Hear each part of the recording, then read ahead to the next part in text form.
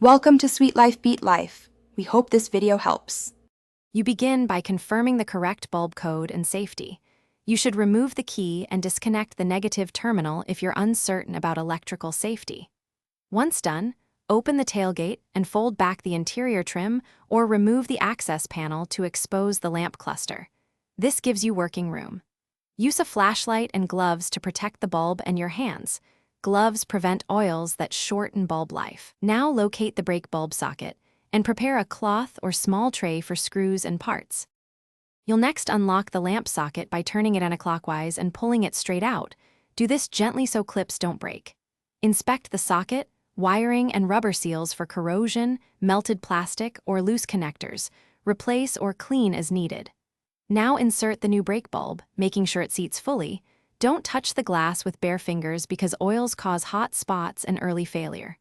Once seated, rotate the socket clockwise to lock it into the cluster and verify wiring is secure before closing trim.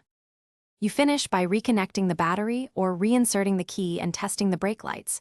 Press the brake pedal while someone watches or use reflection in a window. Once confirmed, reassemble the interior trim or access panel, secure all clips and screws, and ensure the seal is watertight against moisture ingress. If the new lamp fails to illuminate, check the bulb orientation first, then the brake light fuse and connector continuity. Often a blown fuse or a loose socket causes the problem. Replace parts as needed and retest. Thanks for watching. Consider subscribing if we helped you.